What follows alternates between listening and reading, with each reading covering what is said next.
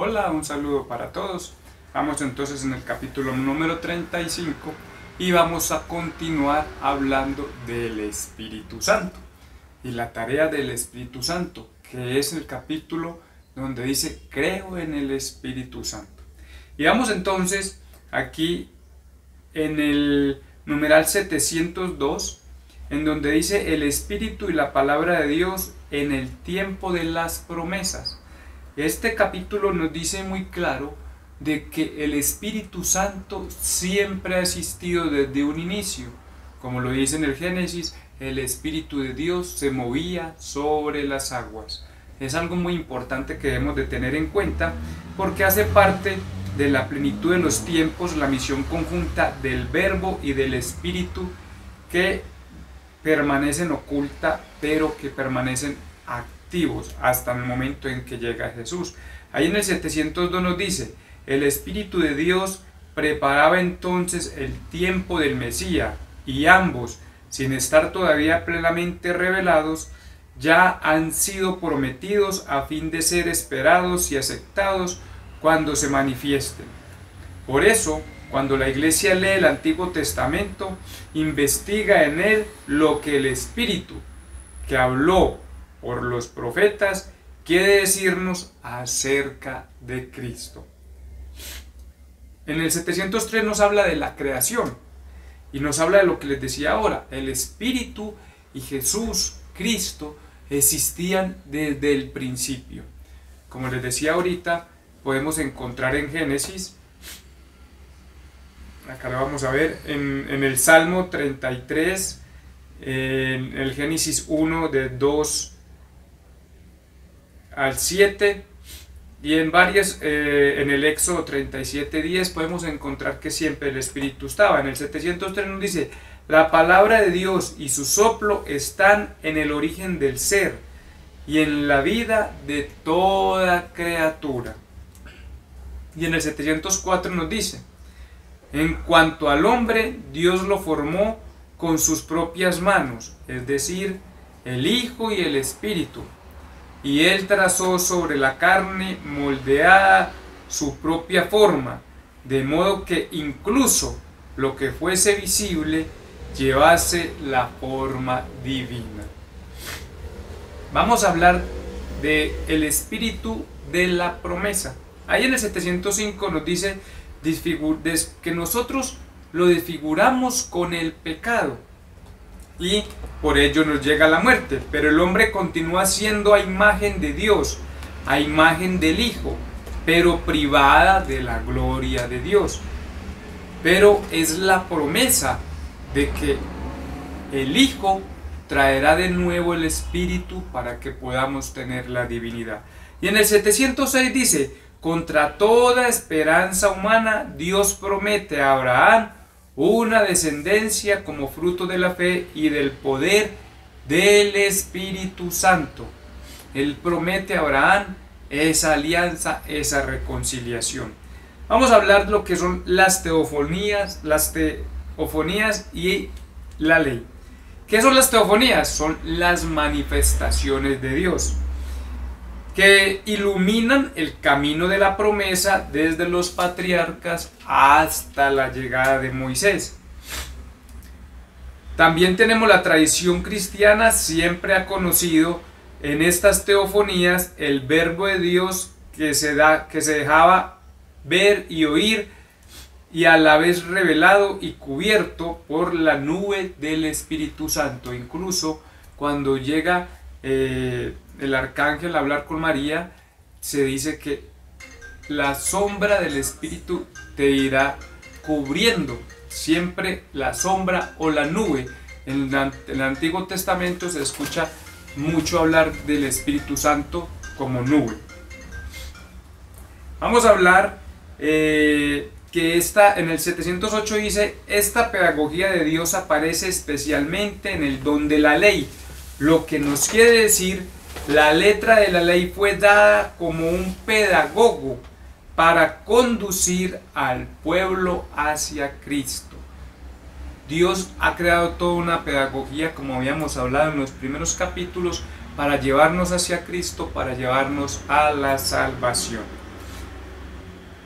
El reino y el exilio. Y acá hablamos de que debemos de ser transformados y purificados para poder recibir el Espíritu Santo. De hecho, aquí en el 709 dice: pero después de David, Israel sucumbe a la tentación de convertirse en un reino como los demás o como las demás naciones. Nos pasa a todos nosotros. Queremos ser como los demás y nos quitamos esa gran promesa de ser grandes y especiales. Pues bien, el reino, objeto de la promesa hecha a David, será obra del Espíritu Santo, pertenecerá a los pobres según el Espíritu. El olvido de la ley y la infidelidad de la alianza llevan a la muerte.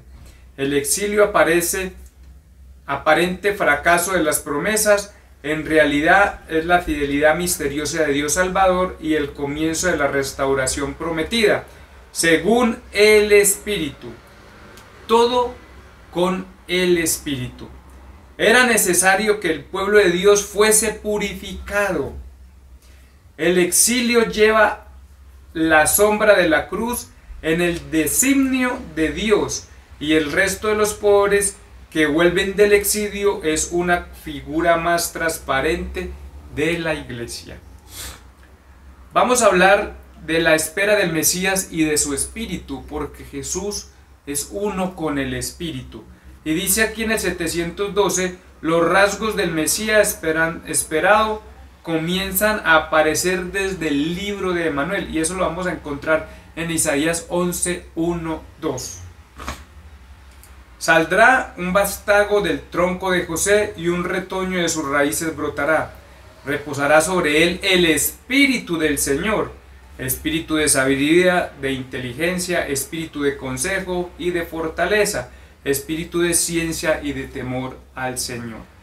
El Espíritu Santo está siempre con Cristo porque son uno en la promesa y por eso Él es ungido. Y vamos a pasar aquí en el 714 donde dice el Espíritu, y esta parte es bien interesante porque es el inicio de Jesús cuando Él se proclama el Mesías e incluso es sacado de la sinagoga e intentan matarlo por lo que dice. Él lee lo siguiente, dice así, este pasaje de Isaías, él lo lee y dice: el Espíritu del Señor está sobre mí, porque me ha ungido, me ha enviado a anunciar a los pobres la buena nueva, a proclamar la liberación a los cautivos y la vista a los ciegos, para dar la libertad a los oprimidos y proclamar un año de gracia al Señor. Cuando Él proclama que el Espíritu de Él está sobre él, el Espíritu de Dios está sobre Él, que es ungido, está diciendo que Él es el Mesías y es el Salvador. Es una misión conjunta de Jesús y el Espíritu que lo unge y que le da todo el poder. Dice también en esta parte en el 715, según estas promesas, en los últimos tiempos el Espíritu del Señor renovará el corazón de los hombres, grabando en ellos una ley nueva. Reunirá y reconciliará a los pueblos dispersos y divididos, transformará la primera creación y Dios habitará en ella con los hombres en la paz. Por eso el Espíritu de Dios en el momento del bautizo habita en nosotros y nosotros nos convertimos en el templo de Dios. Por eso tenemos que respetar nuestro cuerpo y recordar que Él habita en nosotros y su Espíritu está con nosotros. Vamos a esta parte donde el Espíritu de Cristo en la plenitud de los tiempos. Y nos habla de Juan, precursor, profeta y bautista. Y nos dice cómo Juan Bautista es el final de los profetas y que es Elías. Y que él bautiza para que la gente se arrepienta de sus pecados y el perdón de los pecados, pero que él verá quién se pose sobre el Espíritu Santo, quién se posará sobre él, y ese es quien bautizará con Espíritu. Y ese Espíritu es lo que nos permite la filiación con Dios, o sea, nos permite ser hijos de Dios y regresar a la divinidad. En el 720 dice lo siguiente: en fin, con Juan Bautista el Espíritu Santo inaugura prefigurándolo lo que realiza con y en Cristo, volver a dar al hombre la semejanza divina. El bautizo de Juan era para el arrepentimiento, el del agua y el Espíritu será un nuevo nacimiento, que incluso Jesús se lo dice a Nicodemo. Para entrar al reino de Dios hay que volver a nacer, y hay que nacer del Espíritu de Dios. Y el Espíritu de Dios es entregado a nosotros a través de Jesús, que nos bautiza y nos enseña el bautizo con el Espíritu Santo. Dice, el Espíritu Santo siempre ha estado, incluso desde el inicio de Jesús, porque aparece en la llegada a María. Dice, alégrate llena de gracia. Mire que en el 721 dice, María, la Santísima Madre de Dios, la siempre Virgen, es la obra maestra de la misión del Hijo y del Espíritu Santo en la plenitud de los tiempos. ¿Cómo me parece eso de bonito con María? Por primera vez en el designio de la salvación, y porque su Espíritu la ha preparado, el Padre encuentra la morada en donde su Hijo y su Espíritu pueden habitar entre los hombres, que es María. Habla de nuevo el Espíritu Santo de María en el 722. El Espíritu Santo preparó a María con su gracia. Convenía que fuese llena de gracia, la madre de aquel a quien reside toda la plenitud de la divinidad corporalmente. Ella fue concebida sin pecado por pura gracia, como la más humilde de todas las criaturas, la más capaz de acoger el don infalible del Omnipotente. María tuvo dentro de sí a dos personas de la Trinidad, al Hijo y al Espíritu Santo. En el 373 vuelve y lo dice, en María el Espíritu Santo realiza el designio benevolente del Padre. La Virgen concibe y da luz al Hijo de Dios con y por medio del Espíritu Santo. La virginidad se convierte en fecundidad única por medio del poder del Espíritu de la fe. Y lo sigue confirmando en el 724. En María el Espíritu Santo manifiesta al Hijo del Padre hecho Hijo de la Virgen. Ella es la zarza ardiente de la teofonía definitiva. Llena del Espíritu Santo, presenta al Verbo en la humildad de su carne, dándola a conocer a los pobres y a las primicias de las naciones. 725. En fin, por medio de María, el Espíritu Santo comienza a poner en comunión con Cristo a los hombres en el objeto del amor benevolente de Dios. Y los humildes son siempre los primeros en recibirle. Los pastores, los magos, Simeón, Ana, los esposos de las bodas de Canaán y los primeros discípulos. 776. Al término de esta misión del Espíritu, María se convierte en la mujer, la nueva Eva, madre de los vivientes, madre del Cristo total. Así es como ella está presente con los 12 que perseveran en la oración con un mismo espíritu. En el amanecer de los últimos tiempos que el Espíritu va inaugurando en la mañana de Pentecostés con la manifestación de la iglesia. Los apóstoles reciben el Espíritu Santo, pero María ya había sentido al Espíritu y tenía al Hijo y al Espíritu Santo. Cristo Jesús. En el 727 nos muestra la misión del Hijo y del Espíritu Santo en la plenitud de los tiempos. Se resume en que el Hijo es el ungido del Padre desde su encarnación. Jesús es Cristo y es el Mesías. Todo el segundo capítulo que vamos a ver desde la fe encontraremos que es junto, pero que Jesús ha dado algunos parámetros del Espíritu Santo, pero no lo revela completamente hasta su muerte y resurrección, que es cuando el Hijo se glorifica y es cuando envía el Espíritu Santo. De hecho lo dice en el 728.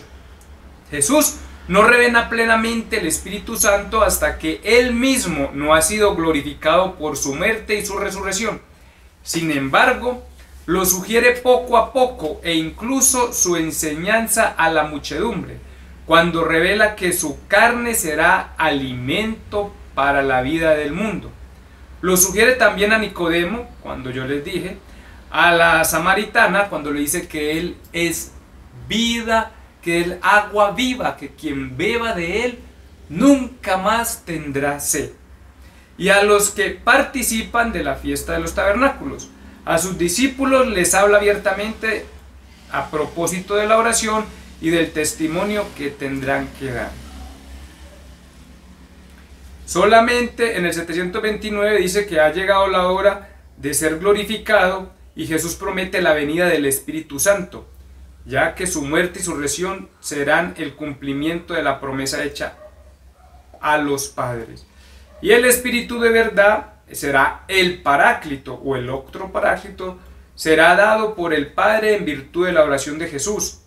Será enviado por el Padre en nombre de Jesús, y Jesús lo envía y lo enviará en el nombre del Padre, y será el tiempo del Espíritu Santo. El Espíritu Santo y la Iglesia en los últimos tiempos. El Espíritu Santo lo manifestamos mucho después de Jesús, es Pentecostés. 50 días después de la resurrección de Jesús, el Espíritu Santo viene y se posa sobre los apóstoles que son enviados a proclamar el Evangelio. Dice en el 731, el día de Pentecostés, al término de las 7 semanas pascuales, la Pascua de Cristo se consuma con la efusión del Espíritu Santo que se manifiesta, da y comunica como persona divina. Desde su plenitud, Cristo el Señor derrama profundamente el Espíritu. En ese día se revela plenamente la Santísima Trinidad. Esto lo dice en el 732. En ese día se revela plenamente la Santísima Trinidad. Desde ese día el reino anunciado por Cristo está abierto a todos los que creen en Él. En la humildad de la carne y en la fe participan ya en comunión de la Santísima Trinidad. Con su venida, que no cesa, el Espíritu Santo hace entrar al mundo en los últimos tiempos, el tiempo de la Iglesia, el reino ya heredado, pero todavía no consumado. Hemos visto la verdadera luz, hemos recibido el Espíritu Celestial, hemos encontrado la verdadera fe, adoramos la Trinidad indivisible porque ella nos ha salvado. El Espíritu Santo es un don de Dios y que recibimos desde el bautizo y lo tomamos con seriedad y lo recibimos para anunciar el Evangelio en la confirmación. El Espíritu de Dios es amor y el amor es el primer don que contienen todos los demás. Ese amor de Dios lo ha derramado en nosotros, en nuestros corazones, a través del Espíritu Santo que Él nos ha dado. Dice en el 734, la comunión del Espíritu Santo es la que en la Iglesia vuelve a dar a los bautizados la semejanza divina perdida en el pecado. Es la que nos regresa el ser hijos de Dios y tener las puertas abiertas para llegar al cielo. Gracias a este poder del Espíritu Santo, los hijos de Dios pueden dar fruto. Lo dice en el 736. Y voy a leer este del 736 que es bien bonito. Por la comunión con Él, el Espíritu Santo nos hace espirituales, nos restablece en el paraíso, nos lleva al reino de los cielos y a la adopción filial, o sea, ser hijos de Dios. Nos da la confianza de llamar a Dios Padre y de participar en la gracia de Cristo, ser llamados hijos de la luz y tener parte en la gloria eterna.